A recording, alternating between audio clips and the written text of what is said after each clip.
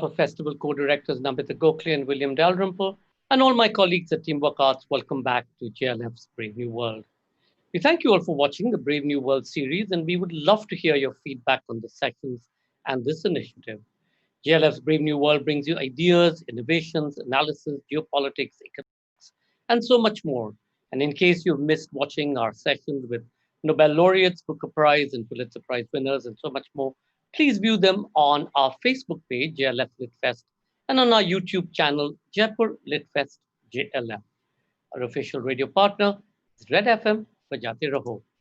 Our session today is the Ocean of Geopolitics. Sanjeev Sanyal in conversation with Vikram Chandra.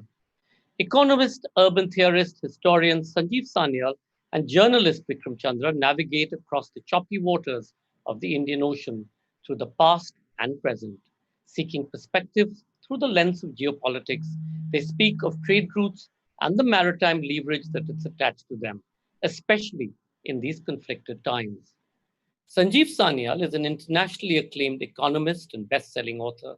He is currently the principal economic advisor to the Government of India and also serves as the co-chair of the G20 Framework Working Group. His best-selling books include Land of the Seven Rivers, The Indian Renaissance, and The Ocean of Churn. Vikram Chandra, most of you will know, is the founder of Editor G Technologies, a startup that seeks to transform video news through innovation in user experience using artificial intelligence. Chandra was also one of India's best-known TV news anchors, presenting The Big Fight, 9 o'clock news, Gadget, Guru, Klenathon, Greenathon, and Save Our Tigers. He has a keen interest in the Indian Ocean for the past 10 years. Please do remember to comment and ask questions by typing it into the comment section below. And in case any of you drop off due to bandwidth issues, you can find us on our YouTube channel, Jaipur Litfest JLF. And in case we drop off, remember, just hang in there and we'll be right back. Ladies and gentlemen, the Office of Geopolitics, Sanjeev Sanyal in conversation with Vikram Chandra.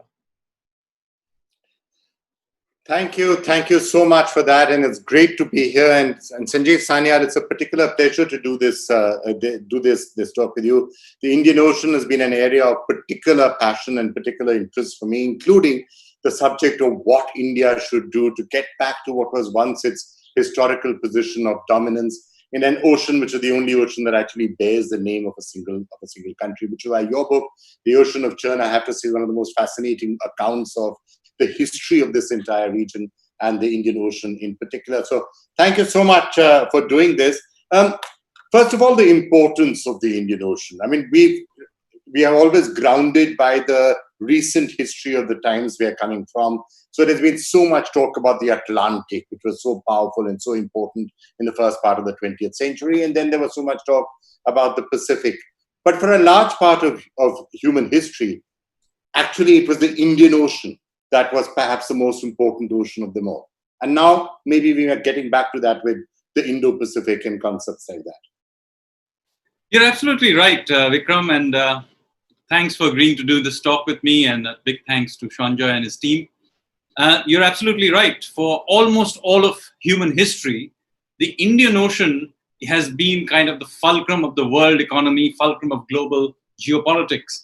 And while maybe in the last 150 years, the Atlantic and the Pacific have kind of come up in importance, almost the rest of all of history is about the Indian Ocean. And of course, India, by its its location, has been at the center of this of all of this. Whether it's in terms of what's happening in Southeast Asia, all the way through to Korea and Japan and China, but also towards the West, whether it's linked through to the Roman Empire. The geopolitics of the early medieval period is all about trying to capture trade routes to India, and ultimately, of course, European expansionism. I mean, Columbus set off westward and found the Americas. He was actually looking for India. It's not by chance. I mean, the Indian Ocean world was indeed the place to be. So, when you're talking about that, and you're talking about the increasing importance of the Indian Ocean going forward, sometimes we forget as to just how much of a maritime power India once upon was. If you go back 1,000 years, look at Southeast Asia, the influence that India had was in the Indian Ocean. And again, we're grounded by recent history, where we spend all of our time talking about the British or Pakistan or China and the fights that we are having on land. We sometimes forget that historically India was a maritime power. And a lot of that is there in your book. Do you want to share some thoughts on that? Is it time for us to recapture what was once upon a time in the heyday of India, what our true destiny was, which was to look into the Indian Ocean and look beyond that, look at the countries of the Indian Ocean rim? You're absolutely right. I mean, if you look at Indian history, we have this, we have this very terrestrial view of Indian history, continental view. It's all about invasions coming in from the northwest. That tends to dominate our view of history, and consequently, it also dominates the way we see the geopolitics of the world in terms of our relationship with our land borders with Pakistan and China. Whereas, in fact, if you read Indian history, it's so maritime. And the influence of that is there for all to see. I mean, look through Southeast Asia, for example. There is a country there called Indonesia, which has named itself after us. Its national emblem is the Garuda, Vishnu's Garuda. Its currency is the rupiah. I mean, it's consciously modeled itself as a civilizational nation on India and its influence. The largest Hindu temple is even today in Cambodia, the Angkor Wat. Singapore is Singhapura, the Lion City. But that's just not in Southeast Asia. You can go even further east. Korean history, for example, starts with the marriage of a local prince to a princess from Ayodhya. You look at Japan, its culture has been hugely influenced by Buddhism, of course, but lesser appreciated by Hinduism. The word Shinto, for example, is Hindu or Sindhu. So if you go to a Shinto temple, we very often find a Saraswati or a Ganesha there. So there is enormous influence eastward, but also westward. So there is, the geopolitics of the early medieval period is very much about the Ethiopians fighting against the Iranians, the Persian empires, for control over Oman and Yemen. And subsequently, of course, the rise of the Arabs. Why did the Arabs become so powerful all of a sudden? Because they suddenly came in control of both the routes, the Persian Gulf and the Red Sea, and consequently, all trade, the world trade had to go through their hands. So you look at it in any way, India has been at the middle of all of this. And if you want to understand Indian history, you've got to understand the importance of the maritime orientation of our history. So let's talk about that a little bit and talk about what's almost been a deliberate or not so deliberate withdrawal of India from its what was once its area of influence. As I say, it's called the Indian Ocean. It was once India's ocean, and then we withdrew from it. Let's look east first and then look west as to some of the aspects of that. Looking east, you're absolutely right when you're saying that. Look at Southeast Asia. Indonesia, Bali, of course, we all know so much about Thailand, Vietnam. There was an Indian presence in all of these areas. I mean, China talks so much right now about, we should have Egypt, we should have Tibet, and we should have X, and we should have Y, and the South China Sea because of historical claims. Historically, India's presence all across Southeast Asia, there's literally physical testaments to that in the temples and the names and Ayodhya, the names of the rulers of all of these places. India's presence is all over there. Are we seeing signs now that India is finally shedding its diffidence and realizing again that this is where we need to move to? We're hemmed in by the Himalayas on one side, Pakistan by the other side. Land has got only that much which we want to offer. Let's go back into these areas. I think in the immediate post-independence era, we closed ourselves in many, many ways. I mean, whether it's the import substitution approach to the economy, but also our worldview became much more inward looking. And this is sad because in some ways, awkwardly, during the colonial period, actually India had over time become much more linked and had been, in fact, if anything, re-establishing its ancient links with the Indian Ocean world. So they were Indian communities in Malaysia and Singapore. There were Indian communities building up in Africa and so on, areas where in ancient India they had been traveling. But immediately after independence, that sort of British Empire anchor to our to this part of the world broke down, and it broke down in I would say in an unhappy way. I mean, you had Idi Amin throwing out the Indians from Uganda. You had a similar thing happening in Burma. People forget that there was a significant Indian population in Burma which was just was essentially thrown out, and so on and so forth. So it as the British Empire collapsed, it was not in any way replaced by us. And I have to say, to some extent, the blame must go to the policymakers of that time. Take, for example, the Middle East. Gwadar, I mean, Middle East is fine. Take Gwadar. They were offering it to India, and we sort of said no to Gwadar. Oman had the rupee as a legal tender. The UAE had rupee as a legal tender till the 60s, and for some reason we allowed that influence to dissipate. You're absolutely right. So, the legal tender in much of the Gulf countries was the Indian rupee. And this was true into the 60s when India effectively began to discourage its use more widely. So, ironically, it is we who actually pulled out. Same thing you just mentioned about Gwadar. Oman offered it to India first. And of course, when we didn't show enough interest, they sold it to the Pakistanis. So, this was sad because after withdrawing in the 60s, we then attempted in the 70s to re-engage, but then we almost had to do it as supplicants because we wanted oil, we wanted Indians to go there and work, and so on. But that was a completely different relationship then. So there was a reset which worked against us. Obviously, when we're talking about the Indian Ocean in the context of the present or the future, it's always going to be in terms of the competition with China. But one of the interesting things is that it's not something which is particularly new. If India retreated from the oceans in the early, let's say 700 or 800 years ago, it was partly self-imposed because we said, caste, you lose your caste if you go out onto the seas. It was partly because China under Zhang Zhe and others came into the Indian Ocean, almost pushed everyone out. Perhaps opened the doors, as you've written in your book, for the colonialists, but Indian-Chinese competition is not something which is happening for the first time in this ocean.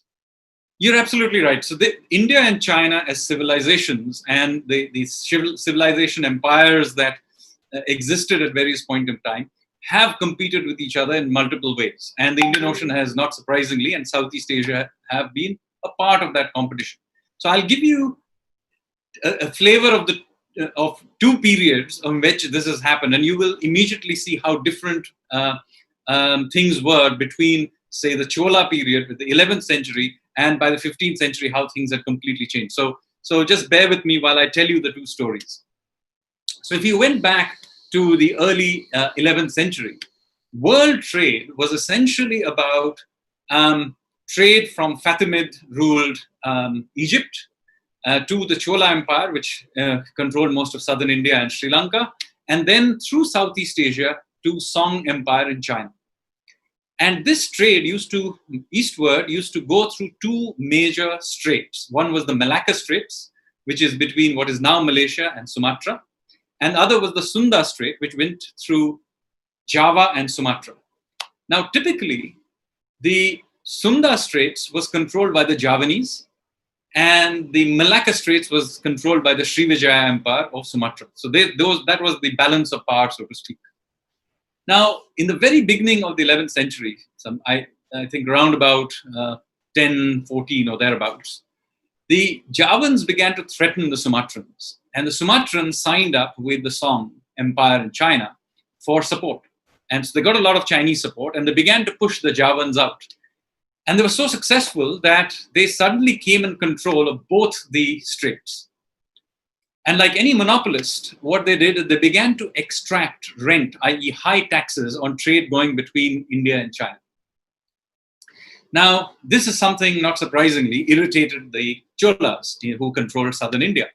And they sent in 1017, they sent a sort of warning fleet to sort of suggest that they shouldn't be doing this, but it didn't work clearly.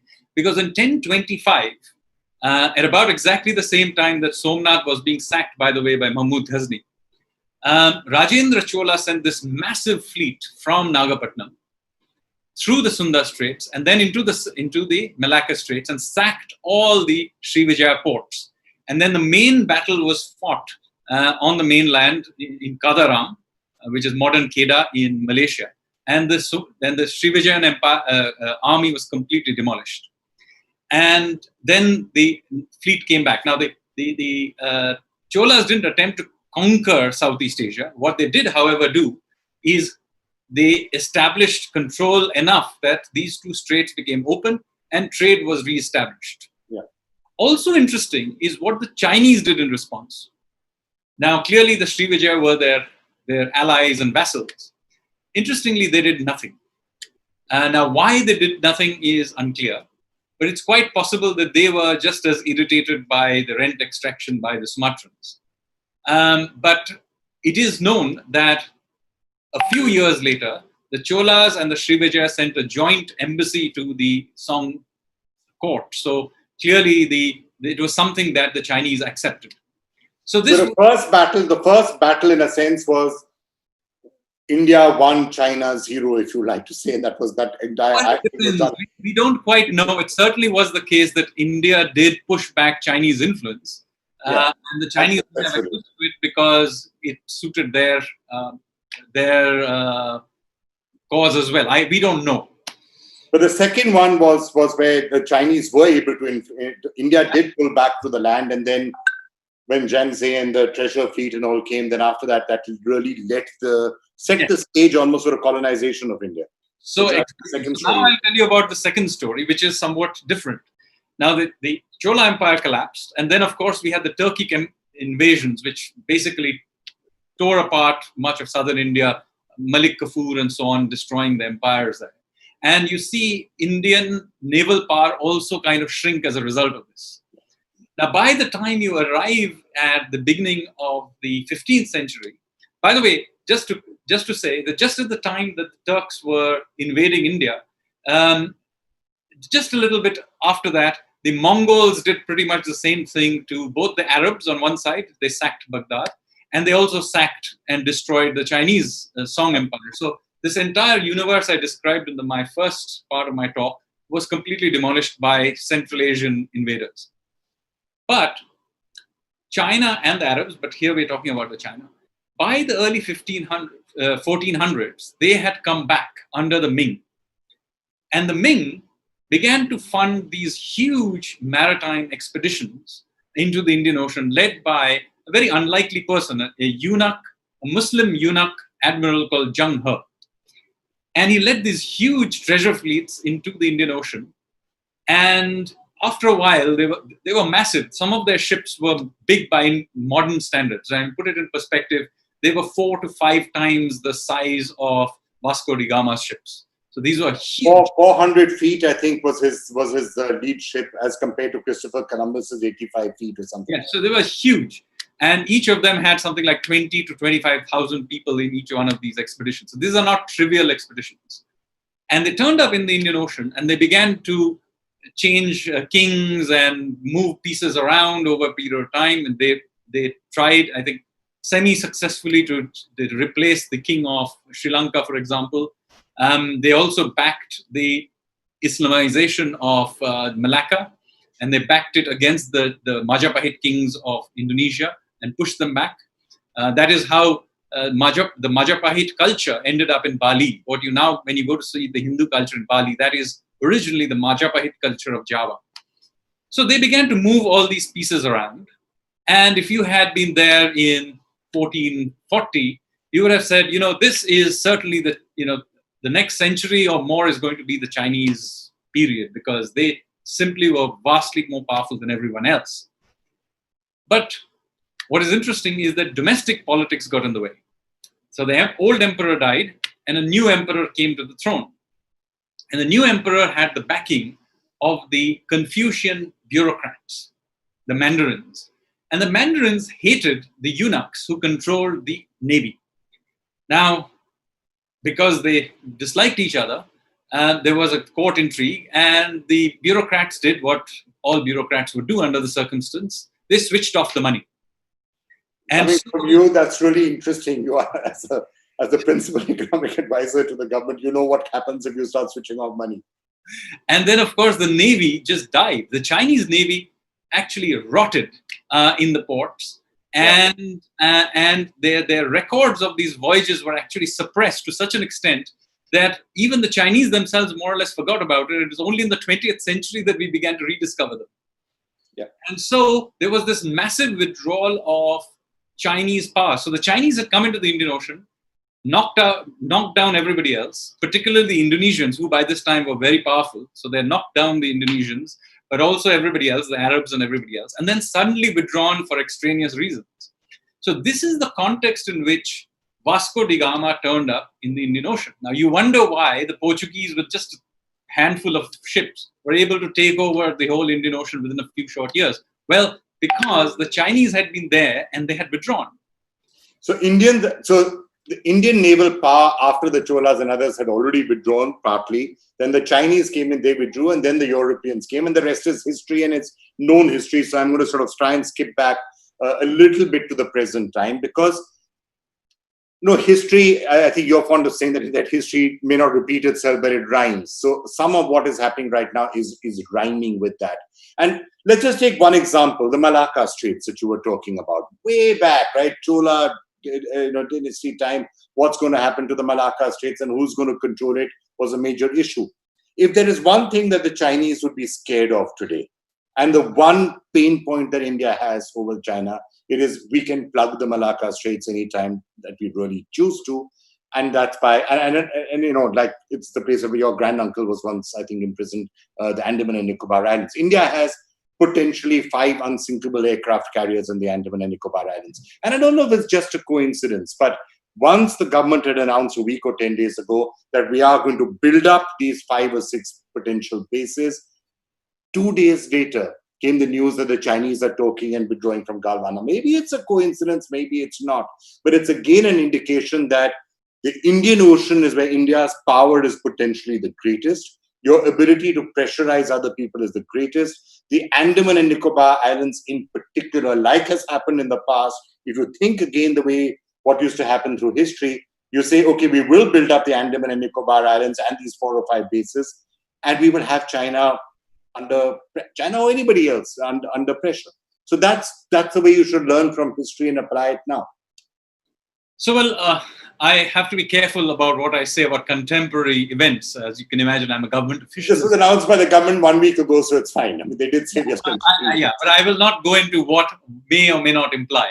But what I will say, that if you take as a writer, I can quite easily say that if you look at the history of the world, every power that has been kind of controlled global economy has at some point or the other attempted to control Malacca Straits, and specifically the town of Malacca, which was the key to it, after which it's named. So I talked, of course, about the Cholas sacking it, but there was also, when the Portuguese turned up, they made a beeline for Malacca and they conquered it. So if you go to Malacca, there is a Portuguese period. And then the Dutch conquered it a little bit from the Portuguese when they were at their height. And then, of course, the British conquered it from the Dutch, and so on and so forth. The point I'm making to you is controlling that strait is not a trivial thing. And in fact, the rise of Singapore is all to do with trying to control one end of it. And why did they do that? Well, because the East India Company was exporting opium from India to China, so they had to go through the strait. So Singapore is the result of trying to control the strait. Now, that's one end of the Malacca Strait. The other end of the Malacca Strait, of course, is the Andaman Islands. So we are sitting on the other side. We are sitting on this sort of the counterpoint to Singapore in the Andamans. And of course, there is another choking point in the Indian Ocean, which is on the other side, which is with Aden. And of course, there, the Chinese already have a base in Djibouti. So there is a history, a long history to that as well. Well, in the history with Djibouti, again, you're talking about missed opportunities, but there's no such thing as a permanently missed opportunity. Maybe India has historically in the period since independence neglected our own history, our own the lessons of thousands of years to say that look, there's a reason why this is called the Indian Ocean, but it can be repaired. I mean, like when we're talking about, I mean, look, the importance of the Andaman and Nicobar Islands can be seen by anybody who opens Google Maps, right? That's all you've got to do. Open it up, zero into the naval base, INS Bars at Campbell Bay, see where it is situated, and anybody can figure out why it's going to be important, or Comorta, or Cohasa, or Port Blair, or Car Nicobar. That's obvious. But there are other countries whom India may have ignored to some extent, ancient allies, people who could be friends of ours, people who are still friends of ours, and who help in exactly the themes that you're talking about and where history helps. I'm talking about the Seychelles, I'm talking about the Maldives, Mauritius, Australia, Cocoa Islands. If you look at Andamans and look at Oman and the possible things that can happen out there with Sirocco, there are lots of things that can potentially be done if we want to. So you're right, and this is very important. People don't understand the extent to which mental maps guide the way we think. Yeah. For example, Australia hasn't moved anywhere in millions of years. It's right there. But we had historically thought of it as a Pacific nation. It's only very recently, when we began to rethink ourselves as an Indian Ocean country, that we suddenly noticed, hey, Australia is actually an Indian Ocean country. Not only that, it's after India, it's the second largest Indian Ocean economy. And there's lots they have that we need, for example, natural resources. And it's very recently that we have begun to think in these terms. So the same thing, for example, is also true of, for example, Oman. I mean, people may not think that Oman is a particularly important place, but just look at a map. I mean, it's extremely important strategically. And ironically, it is a country with which we have traded for 6,000 years. The earliest sites in Oman are in the interiors, and they are copper mines. And if you go to those copper mines, there are these beehive kind of structures, and they have been digging in them. And guess what you find in them? You find Harappan seals, Harappan weights and measures, Harappan seals, and so on. So these are people with whom we have a very long relationship. And so you ask anybody about what is traditional Omani food. It's got rice in it, by the way. It's entirely rice-based. Now, how can that possibly be? Because you can't possibly be growing rice in Oman. Well, because they've been trading with us for so long that their traditional food is essentially imported. It's based on importing from India. But that's that, and you're right, and that's true all across the Indian Ocean rim. I mean, Zanzibar. India was trading with Zanzibar hundreds of years ago. Even today, you may think that Seychelles is a small country best known for beaches and a great holiday. Look at its location on the map. Look at Mauritius. And interestingly, other countries, you mentioned Australia, there are other countries which you don't traditionally think of Indian Ocean powers, but I'm glad that India has now started to talk to them and the possibility of using their bases, such as France. I mean, Reunion. Nobody thinks of France as the Indian Ocean power, but they do have Reunion. They have other places which can be. So at least that thinking, I suspect, is starting, and it's somewhat overdue. It's something that we should have done right from the beginning, but for a variety of reasons, we had this very terrestrial view of the world, land-based view of the world. I'm very pleased that we have begun to have a much more maritime view, and it will allow us to begin to do very interesting things. For example, there is an island just off the coast of Yemen called Socotra. Now, the name comes from Sanskrit. It comes from the name Dvipa Sukhdara. Sukhdara means the island of bliss. And it was an island, by the way, the earliest mentions of it, even in Greek and Roman things, mentioned large Indian community living there. Now, nobody thinks about this. Again, look at it on a map. You will see how important a place it is. There are this, and we are only now thinking geostrategically. These are important in multiple ways in terms of the amount of trade we can do and many other ways. Re-establishing contacts with these places is important. And there is a residual respect for India in these countries in many ways, which we are not leveraging, or we have just about started to leverage. For example, our relationship with the UAE. It has grown leaps and bounds in recent years, but it is based on a very deep links going back to a very early period. So there's something we underestimate a lot, and we do the same thing, incidentally, when we, in terms of course, one thing I'll add here, we have to also be very careful not to overplay this ancient linkages, and I'll tell you why. To the extent we do recognize it, i.e., when somebody just suddenly discovers that there is an Indian link, we tend to sort of present it as if India handed over civilization to many of these places in Southeast Asia and so on. This is unfortunately the flip side. Either we ignore it, but the few who do look at it kind of see ourselves as sort of giver of civilization. That's also not a good idea, because much of this Indian Ocean civilization is a shared civilization. Many things we consider to be Indian are actually imports from these countries. I'll give you one example. Eating pan. Both the pan leaf and the supari are actually imports from Southeast Asia. And we have naturalized it here. So this is a shared civilization. We have to be very careful, while we do play a very central role in it, not to overplay it in order to be overbearing about our role in this whole ecosystem.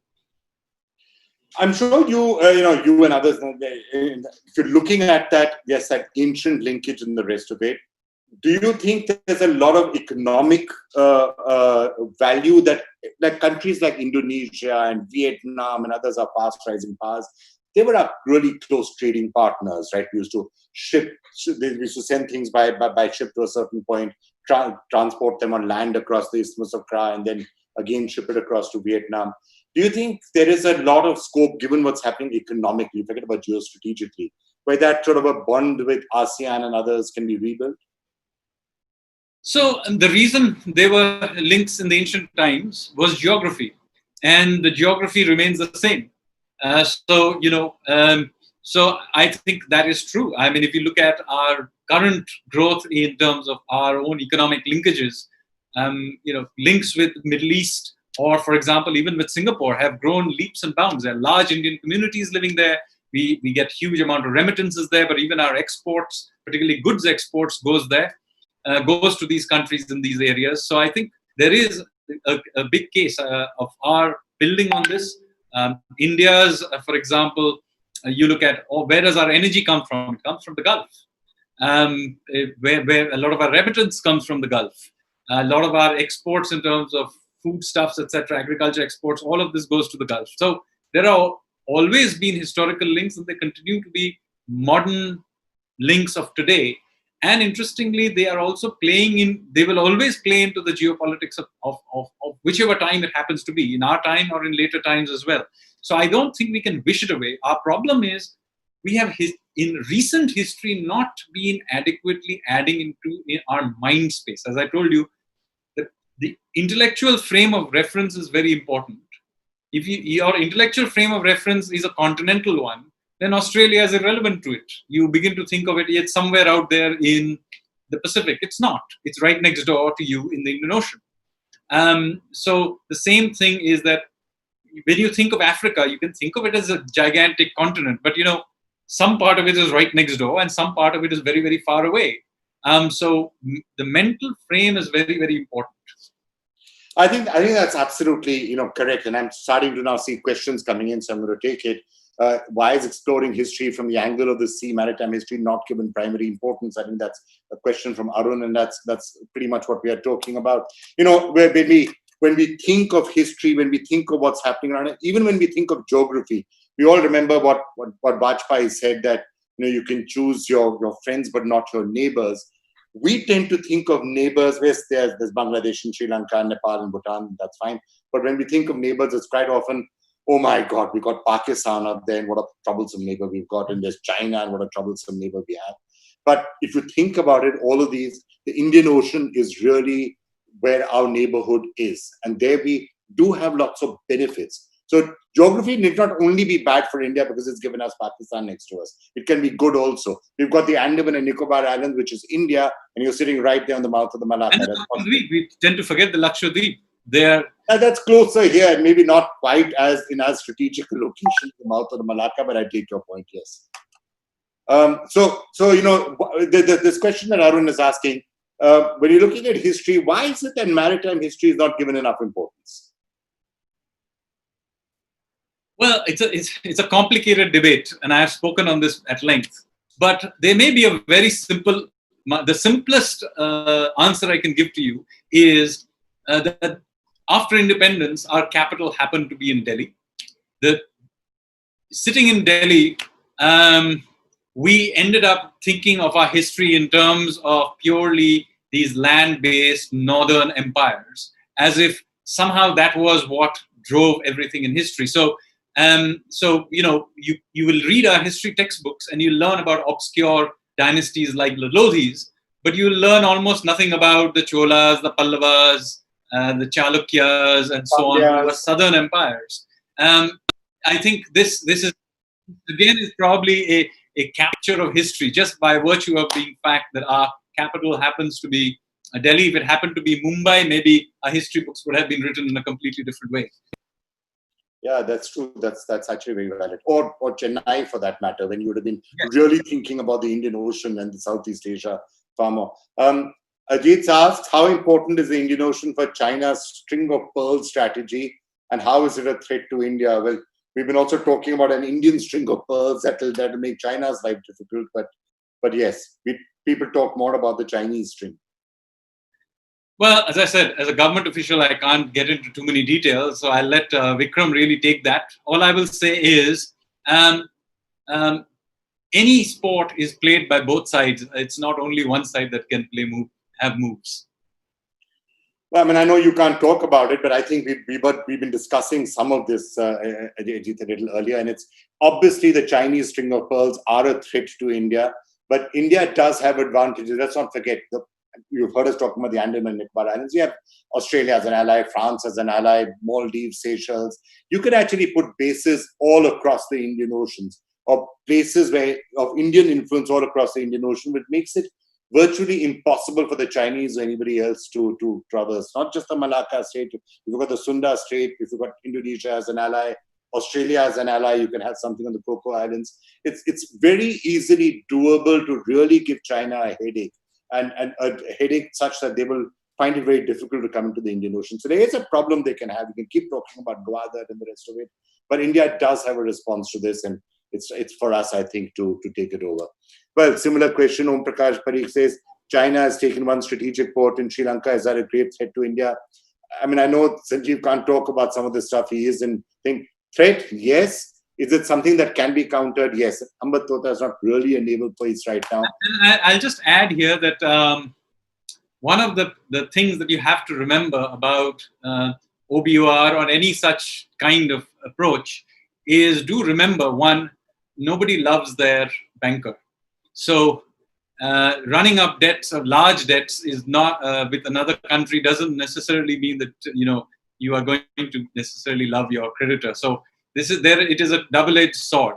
Secondly, as other empires of history have discovered, you can build infrastructure, outposts, and other things in any way you like, but some point in time you will have to defend it. So when you begin, what happens in the longer term, you build large infrastructure. And this is not just about the Chinese. It's true for everybody. If we want to play this game, we will face it too. You put infrastructure and other things, and the politics of that time or the economics of that time in that particular place suddenly turns against you. What do you do in that place? Many colonization in the end wasn't, British colonization, for example, didn't start out with a grand plan of how to take over all these places. It started out with trying to control certain bits, and they ended up controlling a little bit more because it made sense at that point in time, and so on and so forth. And it then became essentially unwieldy and collapsed on itself. And all empires ended up like that. So this is a messy business. China want to go down that path? I don't know. And I think, to take your point forward, again, if you look at the lessons of history, if you overextend yourself very far away, it's tougher to do it. If India has the ability India has the ability to make the entire Indian Ocean a sphere of influence, extending all the way out to the Andaman and Nicobar Islands and Mauritius and places like that, any port that China may have in Sri Lanka or Bangladesh, Sri Lanka in particular, you're really talking about something 2,000 kilometers into India's sphere of influence, right off the Indian coast. not that quite that easy to do. All right, Sachdev Ramkrishnan asks, should India have a look eastward or a look westward policy around the Indian Ocean from a geopolitical strategy standpoint? So east or west or both?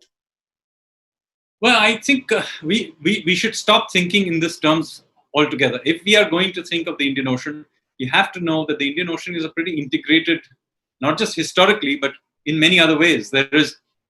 Remember, it's not just us playing it as a player in there. Indonesia is also trading with Africa. Africa is trading with Singapore. Dubai has dealings with Singapore. So this is an integrated system. And we are a part of it, maybe an important part of it, but we are a part of a wider ecosystem. So I think that is the more useful way of thinking about it, rather than to think of us there and either choosing to look east or west. This is an ecosystem in which we have to play the game both ways, but and the others in this ecosystem will also be doing their own thing as well. I mean, Australia will have its own dealings with Indonesia, for example. And we have to stop having this idea that we have to choose which direction we look. This is an ecosystem with all its own logic, and we have to participate in it whole hog. All right, I think I'm going to take one last question before we run out of time in the session. Neha Das Gupta, do you think the Indian Ocean region is the emergent power in world affairs today, and how should India build on past relations for the future? Well, I think that's what we almost spent 45 minutes talking. So Indian Ocean as an emergent power, or just to add to that, before I throw it to you, is it going to be Indo-Pacific, which seems to be the flavor of the season? Yes, I mean, the game today is the Pacific. In the 19th century and the early 20th century, it was the Atlantic. But there will be a transition, even if it does come into the Indian Ocean area. There is no doubt that the Pacific will, for the time being, be the more important and dominant relationship between China and the US. But the very fact that the Indo-Pacific has been added into it tells you the way this ecosystem of economics and geopolitics is spilling over to us. Now, nothing in history is inevitable. To some extent, it is for us in India to make it happen. Our importance of the Indian Ocean is dependent, at least part, on what India does and how we respond to the opportunities that we have. So it is one thing I will say is that we need to go out and embrace this. We cannot do what we did after the decline of the Cholas, which is to look inward. That is not an option. It did not help us in the 13th century. It's not going to help us now. Right. I think that's very well summed up. If we want the Indian Ocean to become the emergent power, if we want it to be an Indo-Pacific and not a Pacific, but it's really up to India to anchor its leg, if you like, of that entire continuum and figure out how the Indian Ocean is a place which will be rising and where India's role in that to make it, I don't know if you want to call it India's ocean, but certainly make sure that India has a very important role to play in the Indian Ocean.